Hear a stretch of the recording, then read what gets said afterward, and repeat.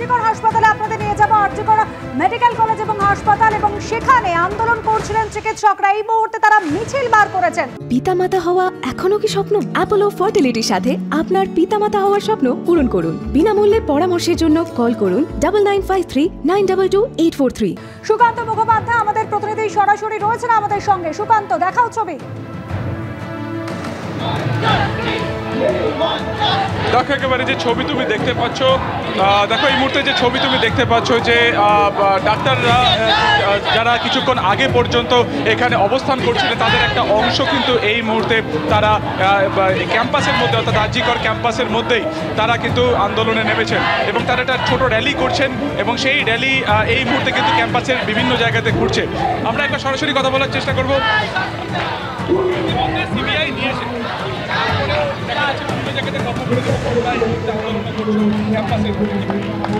আমরা চাই যে যত তাড়াতাড়ি হোক জাস্টিস সার্ভ হোক।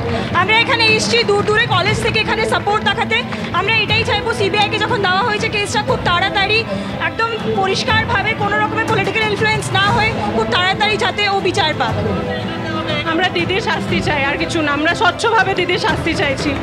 এই মুহূর্তে দেখা যাচ্ছে যে আরজিকর মেডিকেল কলেজ হাসপাতাল চত্বরে ক্যাম্পাসের ভেতরে কিন্তু এই র্যালি চলছে এবং যাদের বক্তব্য একটাই যে এই ঘটনায় যারা নেপথ্যে রয়েছে আর কারা কারা যুক্ত রয়েছে গোটা ঘটনা নিরপেক্ষ তদন্ত করতে হবে। গত এক সপ্তাহ ধরে লাগাতার মূলত ডাক্তারদের সংগঠনের কিন্তু একটাই বক্তব্য হয়ে এসেছে যে জুডিশিয়াল ইনভেস্টিগেশন করতে হবে এবং সিবিআই তদন্তের তারা ডিমান্ড করতে থাকেন। গতকালকে কলকাতা হাইকোর্টের তরফে কলকাতা হাইকোর্ট কিন্তু সিবিআই তদন্তের নির্দেশ দেয় এবং তারপরে দেখা যায় যে আজকেও তাদের কিন্তু এই আন্দোলনের ঝাঁজ কার্যত অনেকটাই বেড়েছে এবং এই মুহূর্তে একদিকে যেমন অবস্থান চলছে তার পাশাপাশি কিন্তু আরজিকর মেডিকেল কলেজ হাসপাতাল চত্বরে সেখানে কিন্তু বিরাট একটা র্যালি আয়োজন করেছেন তারা এবং দেখা যাচ্ছে যে তারা ক্যাম্পাসের বিভিন্ন জায়গাতে ঘুরে বেড়াচ্ছেন।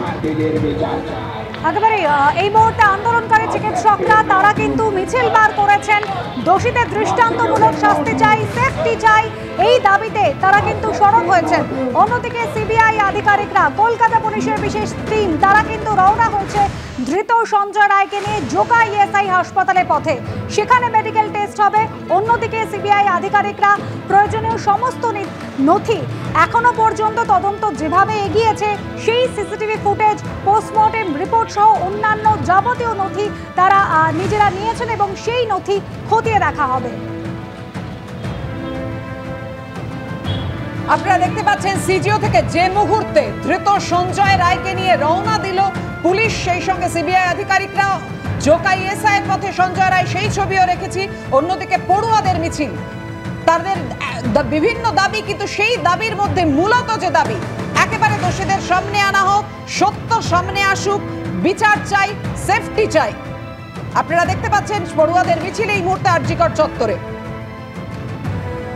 আপনারা জানেন আরজিকর কাণ্ডের প্রতিবাদে রাজ্য জুড়ে চলছে আউটডোরে কর্মবিরতি।